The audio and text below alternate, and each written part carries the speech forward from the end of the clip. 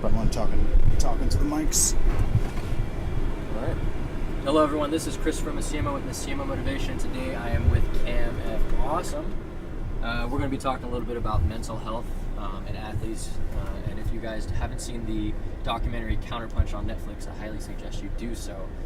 Cam is featured on that documentary. Thanks, Cam, for being here. Just to jump right in, can you tell the audience, if they aren't familiar with you, kind of who you are and what you do? Well, name's Cam F. Awesome. I've been on the USA National Boxing Team since 2008.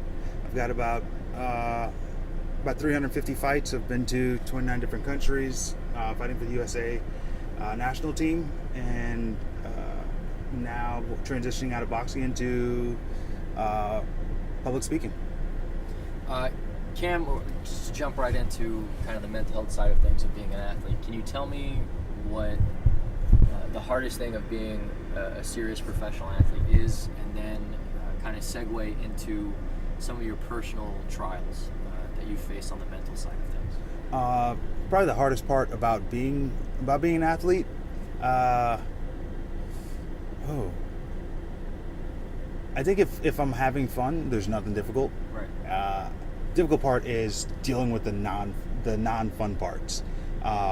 Dealing with the layovers, dealing with you have a teammate that snores, you have a teammate with severe sleepwalking issues. Right. So there's things like that you have to deal with that normal people don't get to see. Like, they see the pictures, they see the celebration dances, and They don't see the red eyes, though. no. They don't see the 2-a-days or the 5 a.m.s, right? No, they don't see that. We get the cheapest flight, so we have like 4 layovers on the way to France. Yeah, and you don't have much leg room. No, yeah, and they even charge you for the emergency row now. Yeah. That's ridiculous. I think if you're over 6 foot, 6'2", because I make it, you should be able, like, that's the only people who should be sitting in the emergency row. Right. I don't trust 103-pound woman with the 75-pound door, Right. if they were emergency. Also, she can't use all that leg room. She doesn't deserve it. But I know that's not about this. I'll rant about that on Twitter. Which I'm sure you were. If you guys don't follow him on Twitter, he's hilarious. He's honest. You should definitely follow him on Twitter. But okay, so then let's segue into what are some things that you've struggled with on the mental health side of things? I didn't realize that I struggled with it until now. But looking back at it, all the things I didn't deal with manifest itself in some sort of obsession, whether it's an obsession with alcohol, woman, attention, which I think is one of my biggest addictions. But I'm very particular about the way I have to receive the attention for it to satisfy my, like a chick who just shows side boob and gets attention. I don't respect that. Or a guy who just like screams out or does something drastic to get everyone's attention. That doesn't count. You have to actually do something worthy for the attention. Or it developed into that. Before, I was the guy just screaming things out. What I ended up dealing with, now that I look back at it, in 2012, for those who don't know, I won the Olympic trials and was going to London, but failed to submit drug testing whereabout forms to let them know where I was going to be. And although that I was out of the country fighting a competition you have to get drug tested for they still suspended me for a year and kicked me off the Olympic team. So I dealt with that by just eating a lot because I have an unhealthy relationship with food, and also a lot of drinking. So I gained a lot of weight, and I dealt with that. And I think the way I dealt with it was not actually going out and fixing the problems. I just waited until I could start boxing again, and then I basically buried myself in boxing, and I didn't have a problem because I didn't have to deal with the problem. But then in 2016, after the whole Olympic run, that's when I had to deal with those issues, not from just 2016, but also the issues from 2012. But what I did was I just buried myself in the speaking business.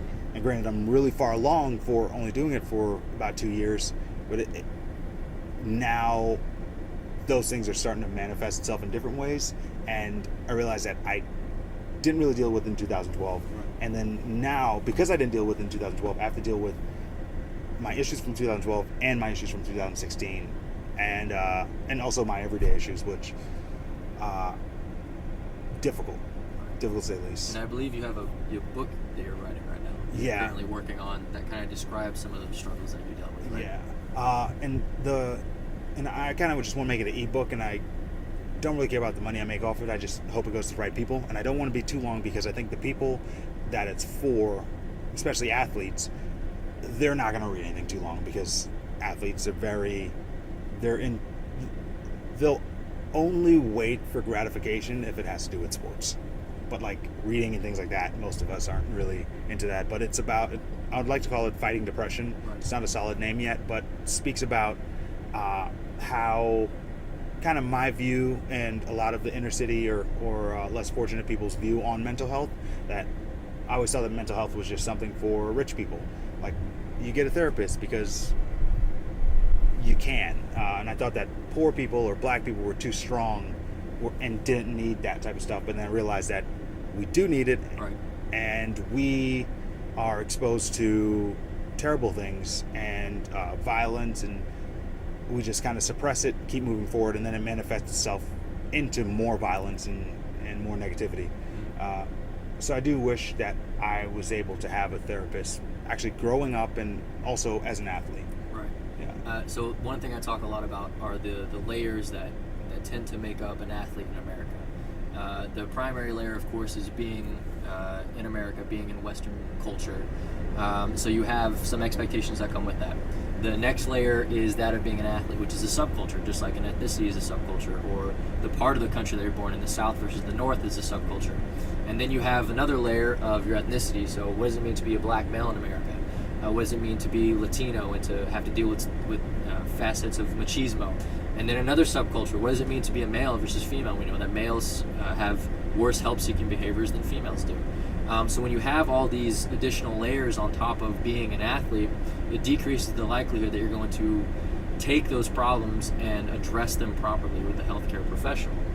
Which is why with Missimo Motivation, what I'm trying to do is I'm trying to create a preventative care system that is implemented primarily during the off-season times of the year for athletes, that they're sort of forced with the strength and conditioning program of their schools or their universities to participate in some type of sports psychology, mental health counseling, so they can get the care that they otherwise probably wouldn't seek even if they need it. So with that being said, do you feel like that is something that you could have benefited from? And if you could have talked to your former self, what would you have said? 100% would have benefited from it. Still, till this day, would benefit from it. And if I could go back to speak to, 19, 20-year-old me, I would skip over me and speak to the coaches and make the coaches have the program be mandatory, because I wouldn't go to it otherwise. Because it's, of course, you're in a macho sport. Everyone's got to be tough. Everyone's got to put off this facade, and you just don't break. And I feel like if you're going to be on this team, you have to see a therapist. Right. Of course, I'll go there and kind of just like go through the motions of it.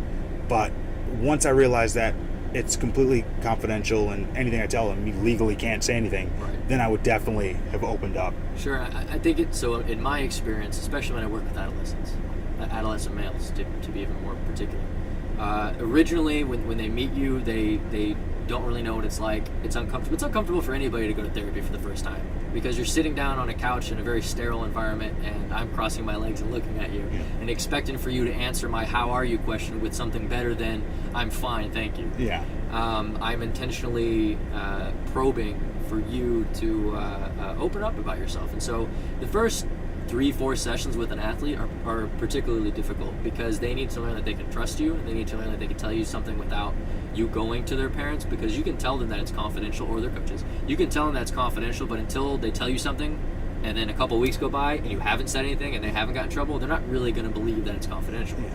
And then they also need to figure out that, for me in particular, I think that's something that sports psychologists and therapists should have, but don't necessarily need to have, is a pulse on the field itself, in sports. So I'm a strength and conditioning coach and a bodybuilder. I'm a sponsored bodybuilder. And so I have a pulse on the athletic community. I'm a part of the athletic community.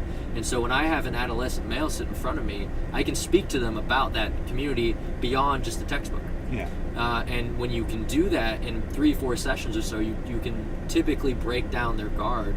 And so if you make it mandatory, the first few sessions will probably be just as clunky as it were if their parents made them go. But after a few sessions, they would realize that this could be beneficial to them. That I'm a no BS kind of guy. I only have 2 rules. I tell all my adolescents this. Rule number 1, don't break anything in my office. Rule number 2, no bullshit. Yeah. Those are my 2 rules. And I think when they can see a therapist who can curse at times, not all the time, parents, that can curse at times, that gets it, that trains 6 days a week, 2 hours a day like I do, that also coaches, they're going to say, okay, this guy's he's not just a shrink. Yeah. Right? And I wouldn't want to talk to somebody who didn't curse, because I'm like, I want to be comfortable in who I am. Sure. I think everyone curses, and at least when you're upset. Yeah. And most athletes do, because that's the environment. Oh yeah, you're not going to find a football. Well, you may, but it's going to be really hard to find a football. You don't find them, because eventually they're going to be in a huddle, and someone's going to be hyped, Sure. and then there's cursing. Yep. And I think it's just word. But if you don't curse, then I feel like you're going to judge me for cursing, and then I'm going to hold some stuff back. Okay, exactly. So shoot, when was it? Was it last Thursday? I think I actually had an athlete in my office. I was working with them. Obviously, I'm not going to say who. Who? One of the 2. But we were discussing. I cursed a few times in that session, multiple times, 3 or 4 times. And I said to him, obviously that's not something that I do regularly, but I do it at times. And I said, here's the thing. Out there, pointing outside my window, there's always this expectation for you to be on. When you're at school, you have to be on for your teachers. When you're when you're training, you have to be on for your coaches. When you're at home, you have to be on for your parents. Here, you don't have to be on anything except who you are. Yeah. And so if I'm going to ask you to be authentic with me, how can I possibly be inauthentic myself? Yeah. And so if I think that's something, if I'm going to call you on your bullshit, I'm going to say, I'm calling you on your bullshit. Yeah. And I'm not going to abuse the language. I'm not going to abuse that authenticity, because there has to be some professionalism in there too. But it's a line that you walk, and if you want to encourage an athlete to be something other than an athlete with you, particularly if they feel like you're going to say something to their coaches, then you yourself have to be that authentic example, that model. Yeah. So yeah, I try to do that. I guess you're told as an athlete, like, as a child, little league, walk it off, be tough. You're not tired. Rub dirt on it, and then you start living that. Sure. And the athletes that excel, they genuinely live it. Right. So all the collegiate athletes definitely do. How do you deal with that after you're done with sports? Because you don't get away with what you're able to get away with when you're an athlete. That's okay. So I'm glad you brought that up. So the example I like to use is if I had a client come into my office once a week, more than that, whatever it is, every other week, and every time they come into my office, they sit down in the exact same spot, which you'll find that they do. And I say to them, wow, you look really ugly today. Yeah. Over time, they're going to start believing that they're ugly, and they're going to start acting and behaving and dressing differently because they feel like they're ugly. And it's simply because I just said, hey, you look pretty ugly today. And it reinforces an idea that they may already have about themselves, particularly if they have self-esteem issues, which I have with a lot of my female athletes, which is, especially the taller ones, volleyball players, basketball players. Oh, why? Jeez. I know. We'll get to that. But yeah, so that rub your dirt on it, and I've even found myself doing that while I'm training today, doing the strength and conditioning. I've even pointed. I think it was last week or the week before that. I pointed to a patch of dirt outside of our gym, and I said, "There's some dirt out there. Go ahead and rub some dirt on it. It'll be fine." I literally did that just the other week, and it's my job not to do that. So it is something that becomes instilled. It's instilled in you. It becomes embedded, and it's even worse for the athlete who recently got removed from their sport, either by injury or by graduating or by transferring, lack of playing time, whatever it is. But yeah, it's very difficult. So on the female side of things, because I feel like we talk a lot about males, since I work primarily with males as being a male, they feel more comfortable with me. But females, it's primarily a self-esteem issue is what I find. And I use a model called, for those of you who don't know, it's RAMP. I created this model myself from sports psychology research, and it stands for relatedness, autonomy, mastery, and purpose. So relatedness is about not just your relationship with other people, but your relationship with yourself. And I find that my female athletes have a very poor relationship with themselves, particularly when they're volleyball or basketball players due in large part to their height. And I think that guys get they primarily get the what am I trying to say here? The brunt of the height issue. Yeah. Right? We make fun of short guys, but tall girls are dealing with the same type of issue.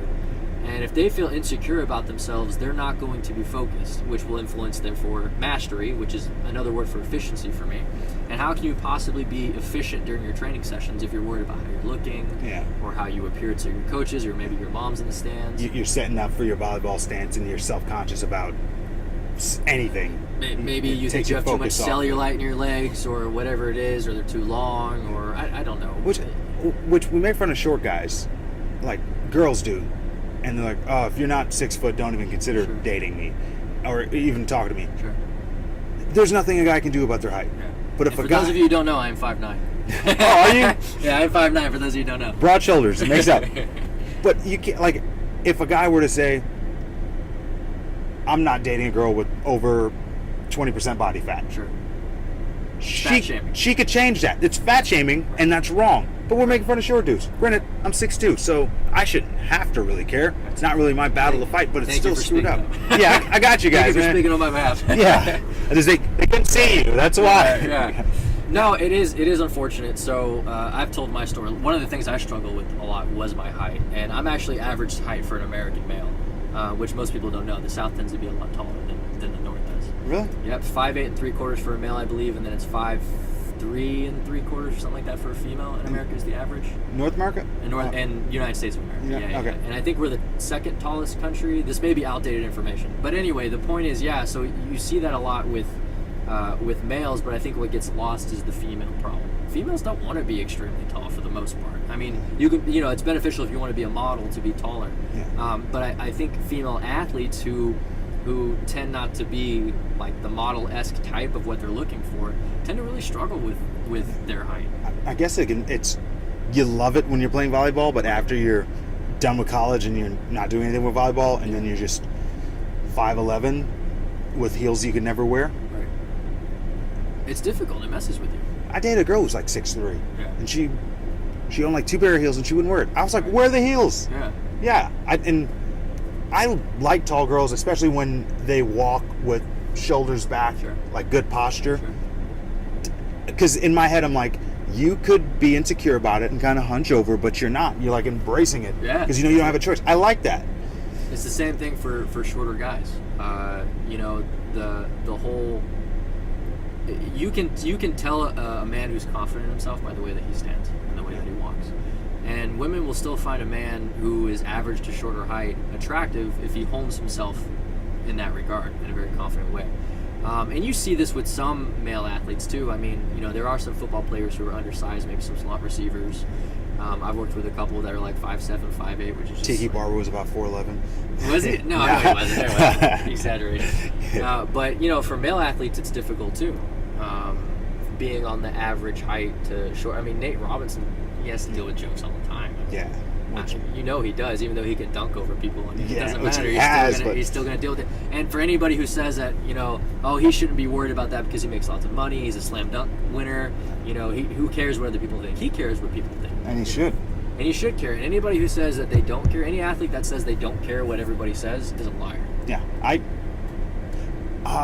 Perfect example is there's one boxer, I won't even name him, but he was constantly saying, I don't care about this, I don't care about that, I don't care, I don't care, I don't care. And then I realized, then my best friend Matt, I've known him for over 10 years, lived with him for like 7 of those years. I know him better than any human being on the planet. I couldn't tell you what he doesn't care about. And one time I brought it up to him, and he's like, oh yeah, if you don't care about something, you don't think about it. If you don't think about it, you can't talk about it. And I was like, oh, that makes sense. Yeah. And that makes perfect sense. When people say they don't care, no one doesn't care more than Matt. Right. And he genuinely, to his heart, just doesn't give a shit. And that's one of my favorite things about him. He doesn't let anything really bother him. And I wish I had more of that. Yeah. But I do care what people think. Right, which means he's really high in autonomy. He's really high in autonomy. So that's your first, it's your ability to do things on your own. This is especially difficult for adolescents, high school students, junior high students, when they're so used to mom telling them when practice is and coach telling them what to lift, and and they're not able to really follow a regiment without somebody kind of hovering over them. But it's also your ability to just be yourself, to be independent from an idea, from a group, from an expectation. It's when you're autonomous and you're free that you're really able to focus on what you want to focus versus what other people are trying to make you focus on. I have that in me, but it comes off as more of me being a contrarian. I do believe that I think you should be able to believe in whatever you want, but I just don't respect your beliefs as much if you just believe what you're told. If your beliefs, if you didn't really think about your beliefs and someone just told you, hey, you drink Kool-Aid before a game, you win. No question. Yeah, like if you don't question anything, I don't respect it as a belief. Yeah. Like it's hard to respect your belief. So I question everything, which comes off to many as me being a contrarian, right. Which is not a likable trait, apparently. But I think it's a beneficial trait. You should. There's a line you have to walk between. Okay, coach told me I need to be here at 5 a.m. Don't question that. Yeah. And coach is telling me to drink Kool-Aid instead of Gatorade during my performance type of thing. But it's typically, I don't like to generalize and kind of paint with a broad stroke, but it's typically the people who can think for themselves, the athletes who can think for themselves that tend to be the most successful. Or at least question ideas that are brought to them. And I encourage all of my clients, athlete or not, to, hey, if you don't agree with something I'm saying, or maybe I'm digging into something that doesn't make any sense, just say, Chris, this doesn't make any sense, this is stupid. I'd rather you just tell me that so that we don't waste our time on something that just doesn't fit. So the coaches on the USA national team, not now, but in previous years, right. Their thing was, got to wake up 6 o'clock in the morning, go running. And I'm like, yeah, people wake up to go running before they go to work.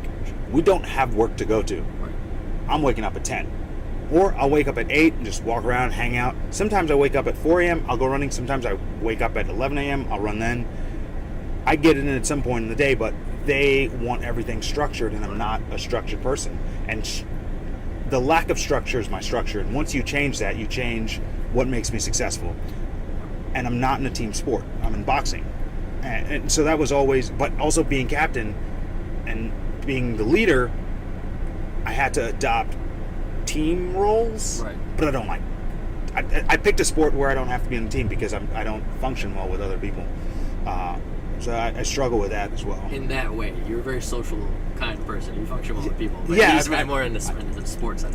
As long as I'm free, like I don't even like to go anywhere in someone's car, because then they can control when we leave. Sure. What if I'm having a great time and they're not? They want to leave. What if I'm not having a good time and they are? Which is a good thing we're in a car. Yeah, yeah. And for those of you who haven't seen Cam fight, he is a unorthodox That's a good fighter. term. Would that be a good, I think it's a good term for good it? Term. Which is exactly how he trains. And so, to me, it just doesn't make any sense. If I have an athlete who does something well, who performs well in a certain way, why would I try to change that? Because I don't. I can tell you exactly why they would change it, because what I believe and what I do right. stands against everything that they've ever preached and practiced. And for me to be successful doing it the opposite way, in their eyes, means they're wrong and they're incompetent at their job. The military team, what I had a big beef with in like 2009, 2010, the coach, I won't mention his name, but he's Ron Sims. Let's go with it. We're rolling. Yeah, he was very big on, like, I need to do what he says when he does, because he's a military guy and everything is by the T. And I'm like, that doesn't even work for the boxing military team, because in the last 3 years, I've won more national championships than the entire Marines have won in the last 10 years in all 10 of their weight classes. So who's right and who's wrong? It's the person who's the coach, which I don't like that. I coach myself. Sure. I do have a coach, John Brown, and the only reason why we work well is he lets me do what I want. Granted, within a reason. Frame, yeah. Right? I like to think of it as maybe like a bowling lane. Right, like I'm not gonna let you gutter. Yeah. I'll get some wiggle room in there, but Yeah. if I feel like you're about to fall off the face of the earth, I'm gonna pull you back. Oh, and he does it, but he does it in his own way. Where if he sees me, he does this, and that's it. Yeah. Like in my mind, I'm like, he thinks I'm fat, I'm overweight, and he's like, and then in my head, he's been mine stalking me for like 10 years, and I don't know how to get around it. Yeah. But he just says these little subtle things where I'm just like, now I'm self-conscious and I'm like searching for his approval. I'm like, all right, I got to go work out, or he thinks I'm overweight, or am I getting pudgy? And he knows how that works. But when you have the national coaches, basically, think about it. Your off season and during the week for football, Sure. you're training with your own coach. But Saturday, you have to go with another coach and do things, everything the way he wants it done. And then Sunday, you perform. Sure. And Sunday, you play. It screws you up because it's a change in environment. Yes, if it's not broke, don't fix it. And I think a good segue, this is kind of, totally different sport, but football, the whole Tom Brady and his trainer issue, I don't know if you've been following that right now. The vegan one. Yeah. There's been a lot of... yeah, I like my meat. There's been a lot of backlash with Coach Belichick and the coaching staff in general because they want him to train a certain way.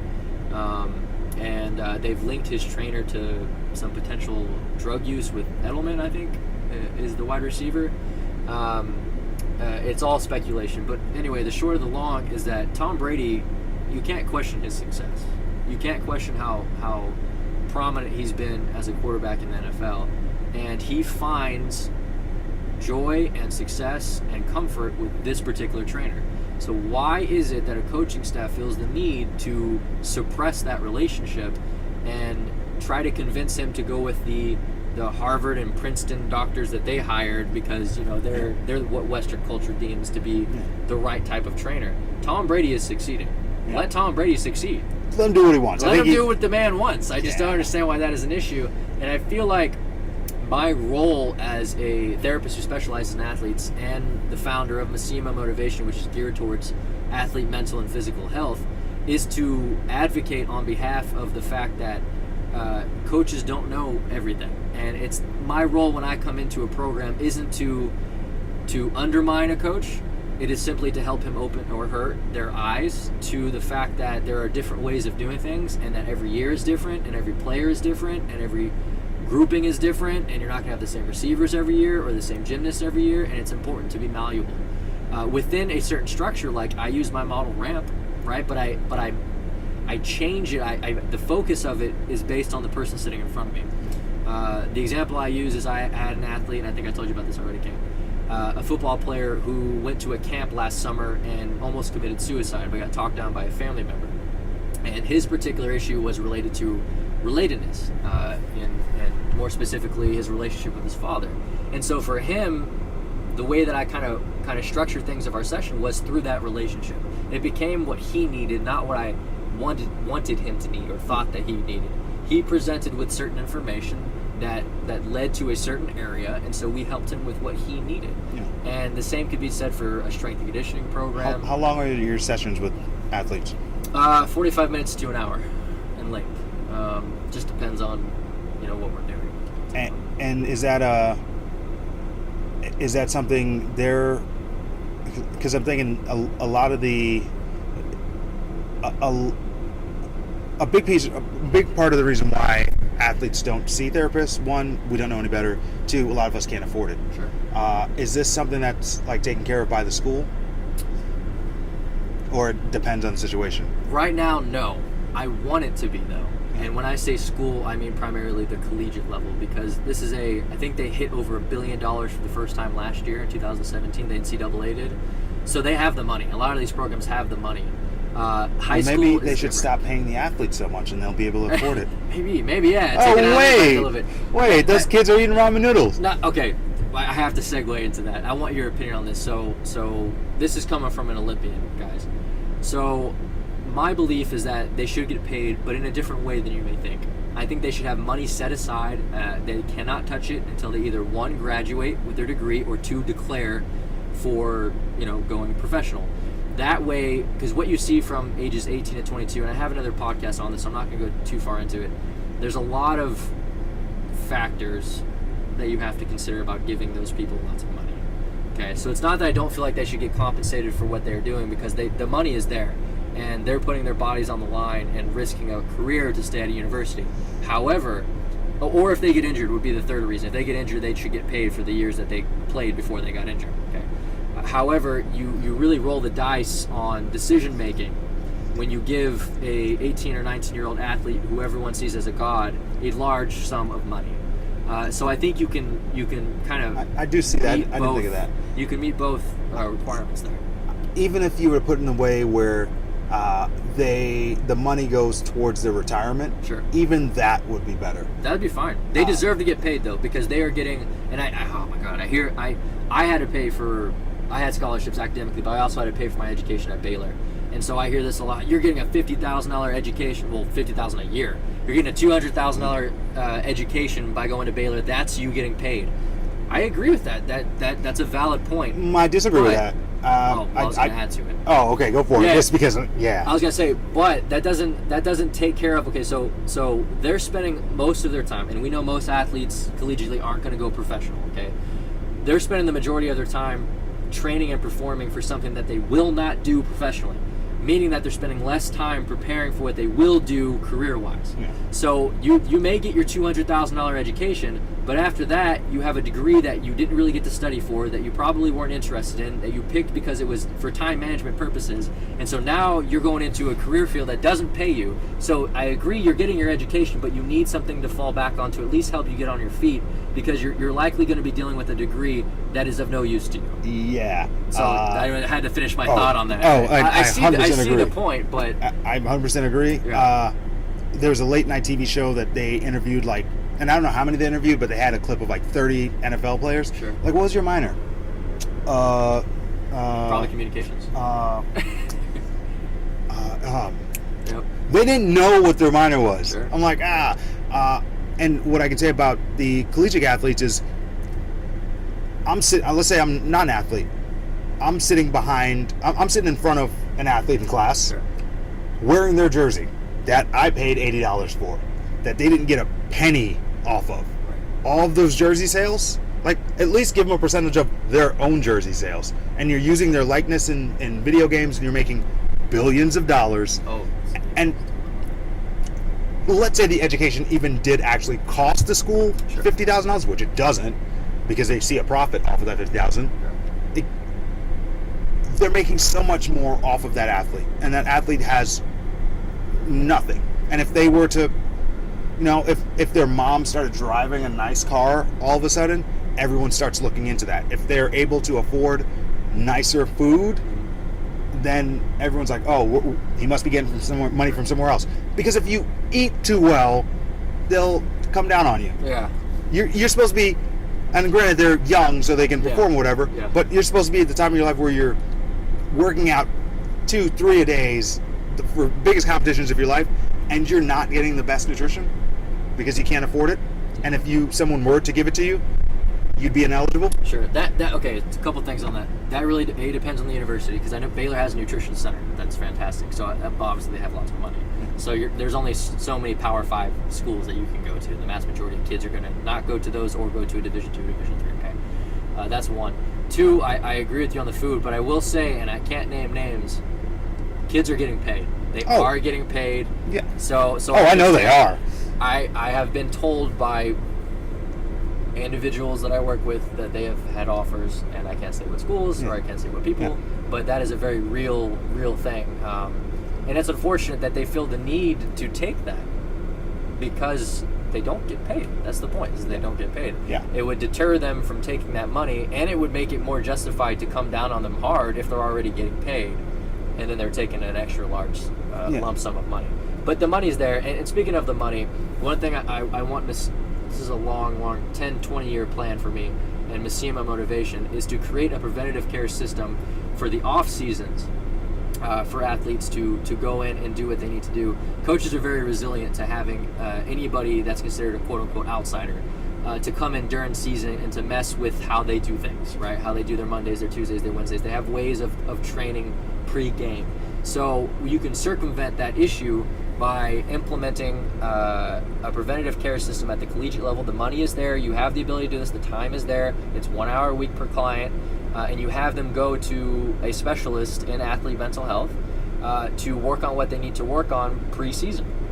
And this would, obviously I'm going super umbrella here, but this would assist with a lot of the issues that they have during the season and it would encourage them to come out about what they need to handle during the off season. That way the coaches don't have to handle it. And what you see is, in my opinion, I think, I speak a lot about football, and I know I'm generalizing, but the strength and conditioning coach, or the trainer if you're in a different sport, tends to be your quote-unquote therapist, but they're not trained properly to identify certain stressors and needs of a person. They don't have that kind of training. And so everyone's afraid to talk to them. And people are afraid to talk to them because then they have to report to the idea for that preventative care system is you wouldn't have to report. You're not working for the coach. I'll put it that way. You do have to report to them, but you don't have to tell them because you don't work for them. Yeah. Right? Does that make sense? You only have to tell them what you feel is pertinent to them, what they need to know for that person to be safe. Yeah. Other than that, though, they can say whatever they want, discuss whatever they want. They feel free to be who they need to be and to address concerns that they need to address. Because unlike the strength and conditioning coach or the trainer, you have confidentiality with us. You have the expertise. We have the ability to administer psychological evaluations if we need to. And we can put in referrals for what you need. We have that ability, but it's just not there at the collegiate level, and it really pisses me off because the money is there, the time is there. You can do it in the off season. There's just nothing going on. So I guess to put that into a question, what are your thoughts on that as a potential idea, and do you feel like there's a need for that for athletes in general? It doesn't have to be for college athletes. I do think there's a big need for it, especially at the Olympic level, where and it would, of course, it would have to be mandatory because the athletes won't do it, and I wouldn't have done it. Now that I look back, I don't think that I can go back today and go talk to old me to convince, like, hey, you should do it, because I didn't see the benefit behind it. That's for mentally weak people. I'm mentally strong. I don't need a therapist. And yeah, it, definitely beneficial. I think there'll be a pushback from the coaches because what I used to hear all the time is, I've been doing this for 40 years. I'm like, you've been doing it for 40 years wrong.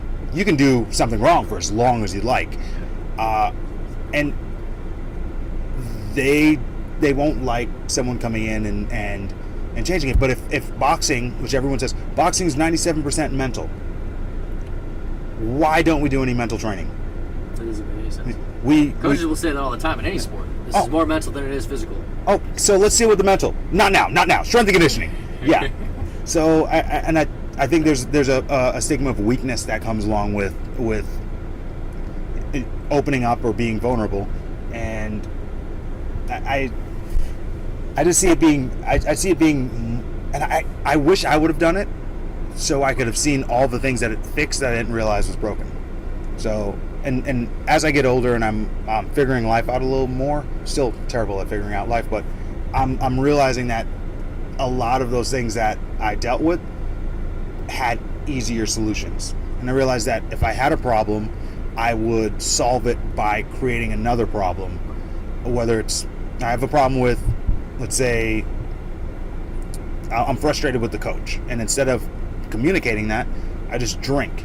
And now I'm spending my time solving my drinking problem, which I substitute for something else, and I just end up solving all the problems that my problem caused, instead of solving the core problem that would solve all of that. What I like to say is the problem behind the problem is usually the problem. Meaning that, easy example, if mom comes home and yells at you for not taking out the garbage, she's probably not really upset about the garbage. She's probably upset about the fact that she's had a long day, that her marriage isn't very good, that Karen at work ate her oatmeal. God damn it, Karen. God damn it, Karen. The problem behind the problem is usually the problem. That's not always the case, but what we try to do is, and I think medications are an easy example about this. We use a medication to fix a problem, but every medication comes with side effects. So then you take a medication to fix the side effects that causes more side effects, and then before you know it, you're on 20 pills a day, and you have no money for your medication. And you still have one side effect. And you're still dealing with something. And I think that's no different with how we try to solve our problems psychologically. So that's why you have to get to the root or roots of the issue in order to fix it. Is there a way to, I know it's kind of a random thought, but where to implement this program optionally for athletes who've graduated, because we were speaking about it earlier. College, or both. both, because if an athlete, let's say LeBron James, Okay. he was obviously gifted from like age 7. They knew this kid was going to be special. He was selling out arenas at like 12. He has been the man his entire life. He skips lines. He gets basketball jerseys for free. Yeah. Like, everything he does, he's treated special. He's a god. And then let's say his senior year in high school, he decided to skip college, go to the league, but then he rolled his ankle and he can never play again, or something happened. Oh, like the NBA player who had a torn retina or something, and he couldn't play. He went through college, he played in college, but during his senior year in college, he messed up his eyes, and so he could never play basketball again. David Stern still put him in the draft. That was Isaiah Austin from Baylor. Okay, that's who that was? Yeah, that was Isaiah Austin from Baylor. Yeah. Now, with him, what happens to him now? He's been a god amongst men his entire life, and now he's what? 5-star recruit. 22, and I think he's playing overseas now. he's got to just get a regular job or something. Like, how do you, like, athletes probably need help with dealing with acclimating back into normal society and being treated like a normal person. It sucks being treated like a normal person. Right. Now that I'm not boxing, people expect me to pay my own gym memberships. Right. That was the first thing that blew my mind, where I went to a gym and they're like, sign here and it's this much. I was like, oh no. No, I can't. Yeah, and then I realized, like, I got to pay this. Yeah. I paid that one time, but I'm never going back. Like, in my head, I shouldn't have to pay for a membership. Right. I know that I should, but there are things like, and tons of things like that The entitlement. yeah, they're entitlements. And how do you deal with that? Because I'm struggling. And I'm in boxing, so it's not even like people recognize me or treat me special. I couldn't imagine being a kicker who wins the championship from a kick. For one, all the ladies in the world he gets. But after he graduates, doesn't go play ball in college. Right. In the pros, where does he go from there? I mean, He goes to a day job. And he doesn't know what he wants. I have a couple of those post college career where they thought they were going to make it, which most of them do, think that they're going to make it, and then they don't. So they end up, like I said, with a job from a degree that they didn't get to spend time on, and now they just hate their lives, and they turn to drinking primarily. Sex is another one you see a lot of for the males. They try to facilitate this emptiness in their lives, and they usually give up working out entirely, which doesn't make sense to me, because I think when you're an athlete, you have to maintain that lifestyle. So I encourage all of my athletes to continue training, which is why I try to train some of them only if I see that it is a necessity for their treatment. that's normal? Like, they just give up training? Or Yeah. they gain weight? Yeah, absolutely, because there's no structure. There's no coach to tell them when to go. There's no game day on Saturday you have to prepare for. There's no school. A sense of urgency to work out. There's no reason you have to go, and you've been told your entire life to wake up at 5 a.m. and now you don't have to. I'm not going to wake up at 5 a.m. I'm not going to go train. That's what I'm dealing with. I gained weight after I stopped boxing, because in my head, what made me work out was, I don't want to get my ass beat, so go train. Sure. And now it's just like, I can go train. I have about 3-4 hours to go train, but I can send out these emails for business, and actually I haven't had time to relax, and now, and I just tweeted about it today, because I tweeted about it to call myself out on it, because 1 hour a day is only 4% of your day. Yeah. How can I not give 4% of my day for my own health? And I know how much I care. I don't care what people think, blah, blah, blah. We all say that, but when I'm in shape, and you can see the cuts in the arm on the better. Yeah, the youth medium black V-neck. Yeah. I feel good. Sometimes I take a second look in the mirror and I walk into a room knowing I look good, and it makes everything go better. But then you forget about how great that feels until you stop working out, and then you have to deal with being fat on top of And then being it spirals. Yeah. It spirals. So I have to encourage a lot of my athletes. And again, like I said, I only certain ones, because you have to avoid a dual relationship as a therapist. Only certain ones, if I feel that it is critical to their treatment plan that they get back into exercising, I will train them too. And they tend to feel more comfortable having that structure with somebody that they can trust. But I only do that with special occasions, because again, you have to watch. Do you suggest that athletes seek help after finishing with their sport, even if nothing's wrong, or you don't think anything's wrong? I hesitate only because I know it costs money. And for a lot of athletes, again, like I said, they're going to have a degree that doesn't make them a lot of money, and they're not really going to be going into careers. They're going to be going into jobs because they thought their career was sport. So soon they'll be selling some weight loss pill. I know they're going to use it for their bodies, or what they once were. What's the wrap, the stomach wrap that makes you lose weight? I don't know what it's called. Yeah, that I've seen a lot of kind of 1 year, 2 year NFL players selling those type of things. It's a sad situation to see yourself. It's more of a miniature. It's more of a fast tracked version of when you hit 65, 70, and you look back on your life like, man, I used to be able to run and jump and this, that, or the other, and now I can barely walk down the street without huffing and puffing. This is like accelerating that process to the point where you're 23 and feeling that way. You're like, man, when I was 18, let me tell you, that was like 5 years ago. And you're like, man, let me tell you, life was good. Yeah. And then you have to deal with the next, 40, 50 years of your life feeling like your good old days were 18 to 22. And yeah, man, that sucks because old people are like, oh, 29? Oh man, you're young. I'm like, age is a general estimate of life experience and wear and tear on the body. Yes. With 350 fights in 2013, I wanted to have 50 fights. Right.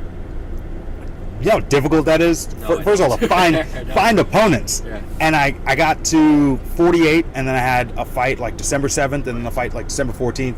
Had my December 7th fight, and then December 14th pulled out. Right. 49 fights in a year. I was very disappointed. Still, I'm sure that's a record somewhere. I never looked. Sure.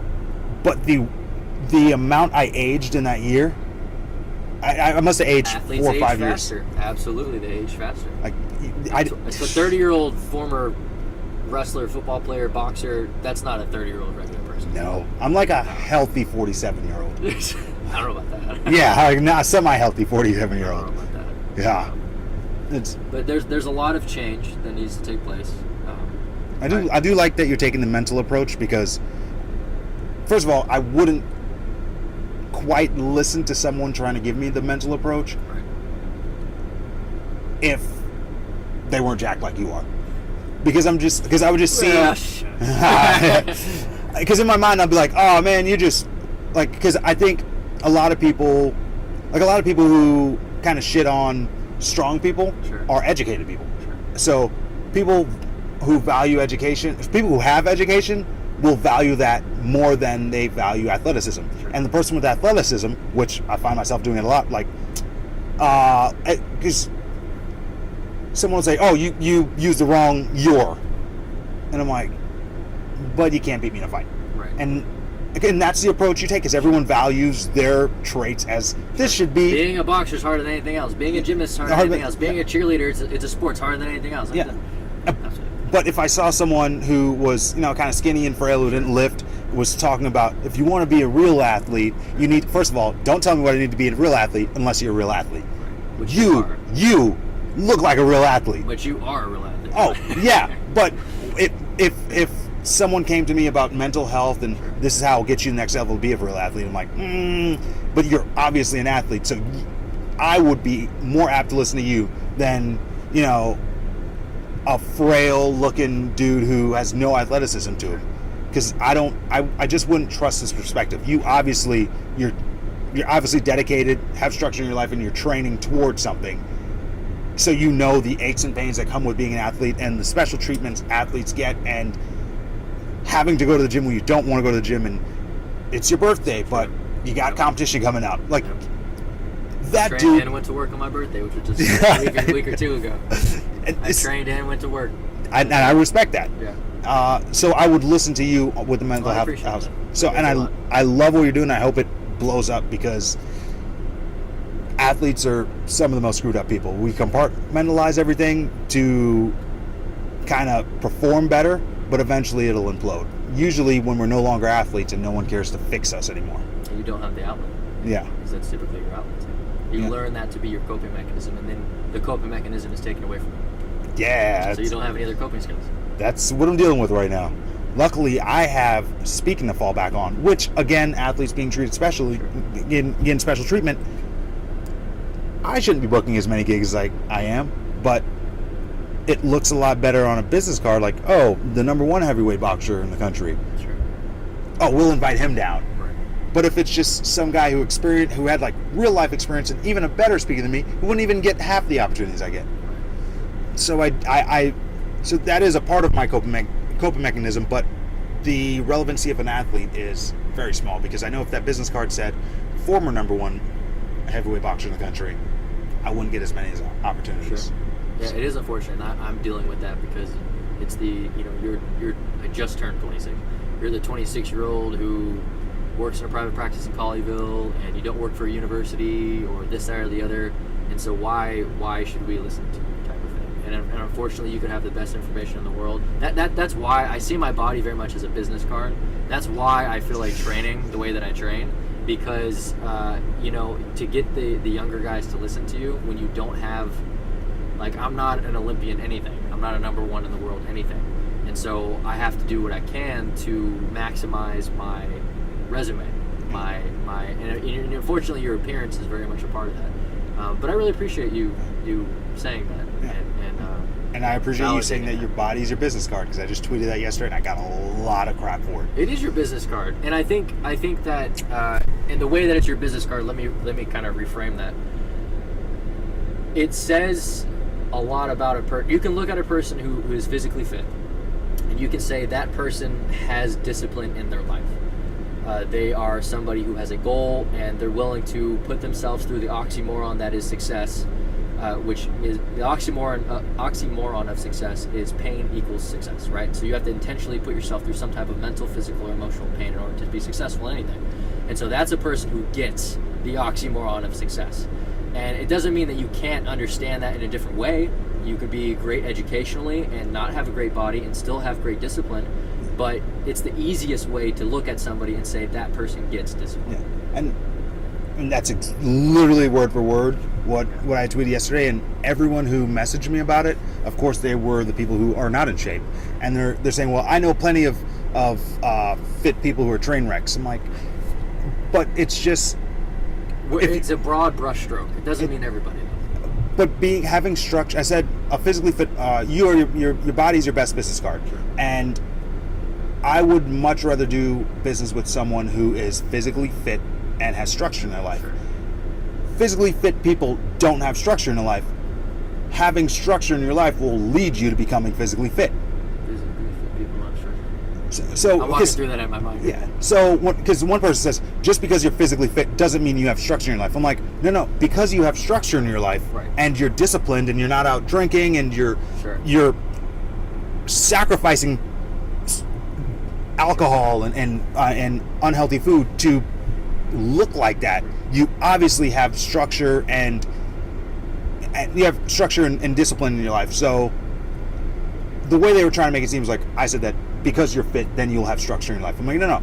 If you have structure in your life, you can get fit. Because I'm not saying there aren't morbidly obese people out there in killing it at things. There's a lot of hardworking comedians and a lot of hardworking people who are, and they have structure in a different way. Yeah.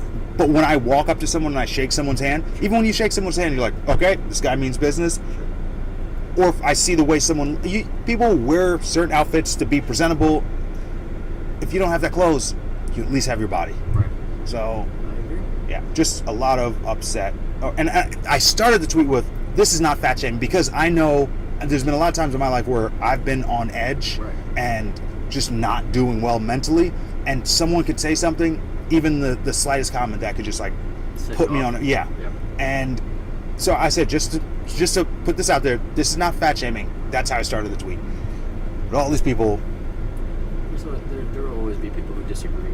I mean, it just kind of is what it is. I just found it funny that not a single fit person disagreed with me. Yeah. Granted, we all do think that our character traits should be... The ones we possess should be the ones that are most important in society. I love how malleable you are. Okay? You don't try to lump people into a box. You see people and their opinions as separate. And that's great. Well, Cam, I really appreciate you taking the time to sit with me. He's, for those of you who don't know, he's traveling the country right now. And so he just happened to be in Texas. Thank the Lord that he just happened to be here. Yeah, try to go to El Paso. I was like, oh, nope, not staying there. Just drove here. We got really lucky. I'm very fortunate that I'm able to sit with him. We're actually in his van right now. Van F awesome. Van F. Awesome. And that's the Vansion back there. The Vansion. I love that. Yeah. But thank you, and thank you for understanding, kind of, and you're doing the same thing, the importance of advocating as an athlete for athletes, and giving them a voice, giving a population that tends to be right in front of everybody's eyes without a voice. Yeah. And that is what you're doing with your speaking engagements. That's what you're doing a lot on Twitter. You're trying to give people a voice, and I can appreciate that because that's exactly what I'm trying to do. I love what you're doing, man. Thanks, buddy. Appreciate it. Awesome.